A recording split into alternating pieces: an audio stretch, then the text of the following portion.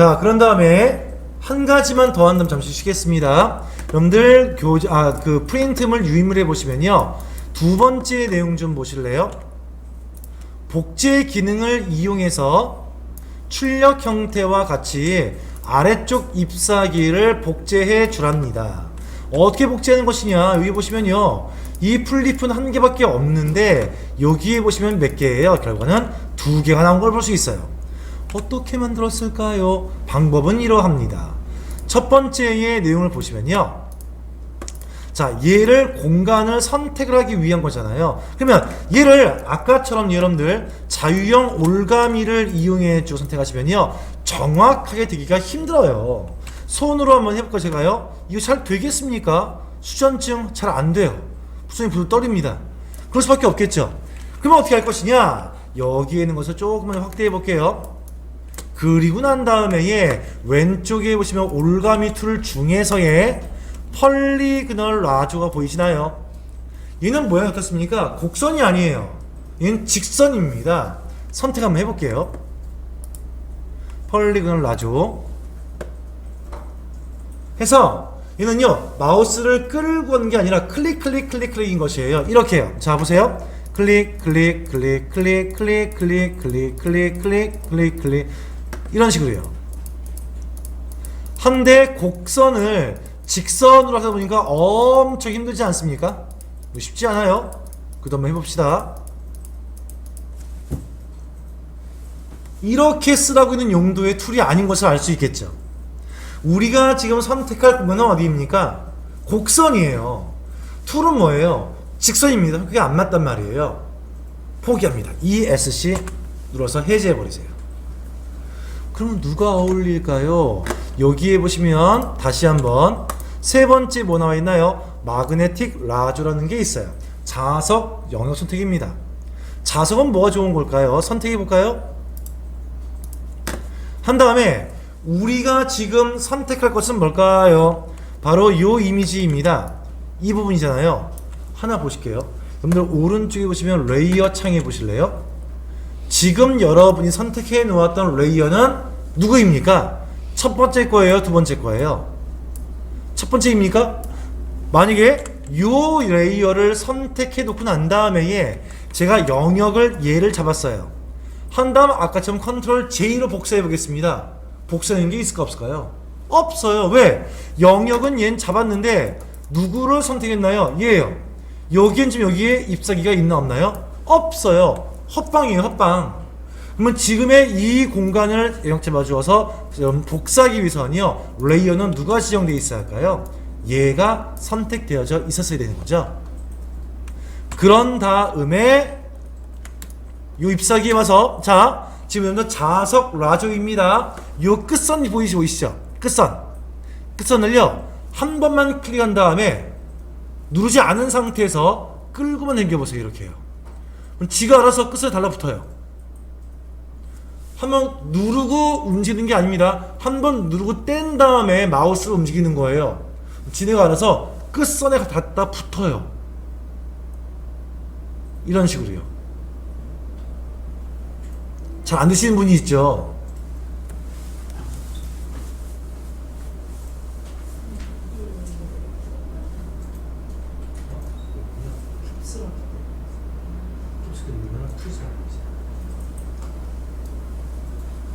그래서 마우스 끌기로만 이용해 주어서 영역을 잡아볼 수가 있는 겁니다. 훨씬 더 곡선 잡아줄 때에 쉽게 수월하게 영역 지정이 가능할 수 있겠죠. 끝선 주위를 마우스로 이렇게 끌고 다니시면 돼요. 그럼 제일 마지막에 매김까지 하시면 됩니다. 그러면 아까 자유형 올가미를 내가 마우스 손으로 하는 것보다 훨씬 더 수월하게 영역 지정되는 모습을 볼 수 있어요.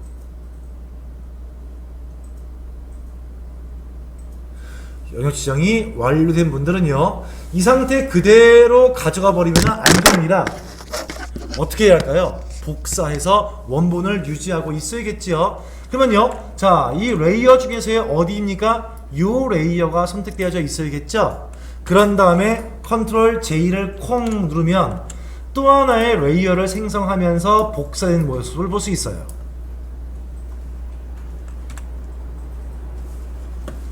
그쵸? 그런 다음에 이 복사된 레이어를 왼쪽에 가져갈 것입니다. 이동 툴을 눌러줘야겠네요. 이동 툴은 자주 쓰는 거라 단축키를 외웠습니다. V 누르면은 이동 선택 툴이 선택됐죠. 그런 다음에 이 복사됐던 잎사귀 모양의 레이어를 이렇게 끌고 가보세요. 놓으시면 두 개로 복사된 모양을 볼 수가 있습니다.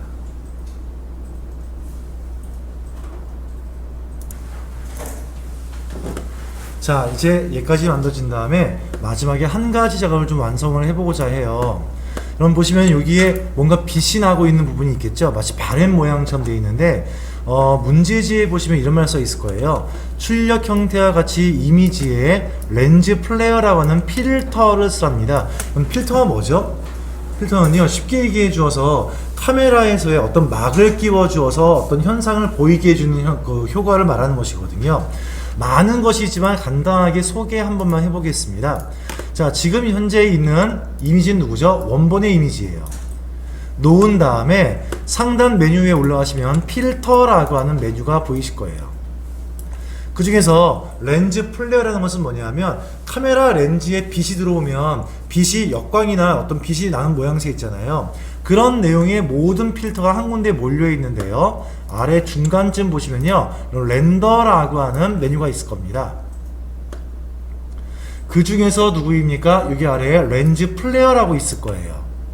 얘를 쿵 눌러보시면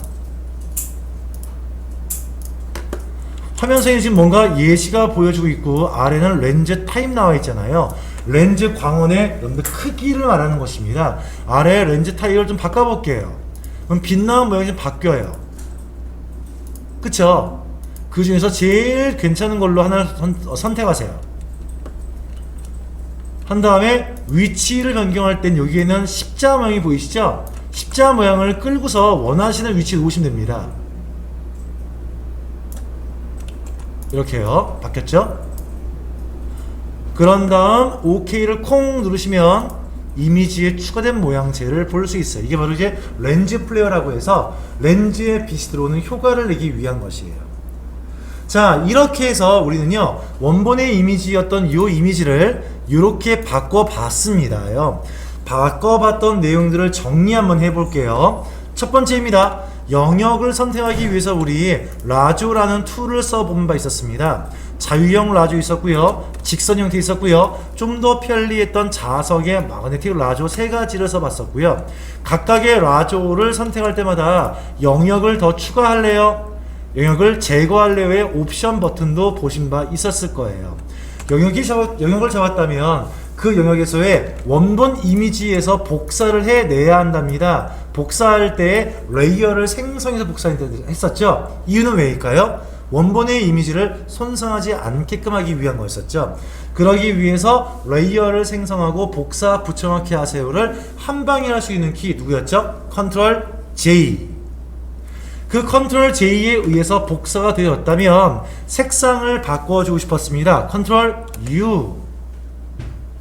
그 나는 크기를 변경할래요. 컨트롤 T. 그러면 선택했던 레이어에서의 크기를 변경할 수 있는 점점점의 앵커점이 나온다라고 설명드렸을 거예요. 이렇게 해서 이제 하나의 합성된 이미지를 만들었으면 얘를 하나의 이미지 형태로 만들어줘야 할 거 아니겠어요? 걔를 만들어 보겠습니다. 현재인 상태에서 상단 메뉴 파일 메뉴에 가시면요, 파일 중간 살짝 위쪽에 Save As라고 하는 메뉴가 있을 거예요. Save As, 우리말로 하시면 다른 이름 저장이라는 뜻입니다. 콩 눌러서 어디다가 세이브 할까요? 여러분 왼쪽에 보시면요, 다운로드라고 혹시 있나요? 이 다운로드 폴더를 선택해 주시고요, 아래쪽에 보시면은 파일 형식이 보이실 거예요. 파일 형식에 보시면 현재 PSD라고 써있지 않습니까? 그쵸? 얘는 뭘까요? 포토샵에서의 편집본을 그대로 지정하는 거예요. PSD를 지정하시고 난 다음에 위에 파일명에다가 테스트 1이라고 만들어 보겠습니다. 테스트 01 넣어 볼게요. 테스트 01에 PSD 형태로 지정하는 겁니다. 그런 다음에 저장을 쿵 누르세요. 창 나온 게 있으면 OK 누르시고요. 그러면 현재까지의 작업된 편집본이 저장된 거예요. 한데 여러분들 많이 봤었던 이미지는요, PSD 형태에 썼습니까? JPG가 많습니까? 한 장짜리 이미지는 JPG를 쓸 거예요. 그럼 JPG 형태의 한 장짜리 이미지 만들 때는 어떻게 쓰는 거냐? 다시 한번 파일 메뉴에서의 Save As를 눌러주어서, 이번에는 똑같은 모양새이지만 한 장짜리의 이미지입니다 라는 것을 파일 형식을 눌러서, 파일 형식 중에서의 JPG라고 되어 있는 것이 있을 겁니다. 이렇게요. 찾았습니까? JPG를 선택하신 다음에 위에 이름을 test01.jpg 이미 변경되어 있습니까? test01.jpg예요. 한 다음 다시 한번 저장을 콩 눌러보세요. 누르면 창이 하나가 떠요. 이 창의 의미 바로 뭐냐면 가장 중요한 것이 퀄리티입니다. 얼마큼 품질 좋은 이미지를 생성하실 겁니까? 묻는 거예요. 단점이 있다면 퀄리티를 올리면 용량이 커져요. 지금 퀄리티가 8 정도 이를 때 용량이 얼마입니까? 86kB인데 얘를 오른쪽으로 쭉 당겨서요, 제일 좋은 퀄리티로 올려볼게요. 그럼 맥시멈에 12 나오죠. 이때 용량 보실래요? 247, 대략 3배의 용량이 커진 거지만 이 정도는 굉장히 작은 용량인 것입니다. 그래서 가급적이시면은 JPG를 만들 때에는 용량에 큰 문제가 없다라고 하시면은 퀄리티를 올리시는 게 좋아요. 그래야 사진 품질이 좋아지는 거죠. 그런 다음 OK를 뿅 누르시면 이게 다 끝났어요. 자, 여러분들 화면상에 보시면요, 여러분들 요거 있었죠? 우리 왜 파일 탐색기라고 해서요, 이런 거 있지 않습니까? 이런 거요. 눌러서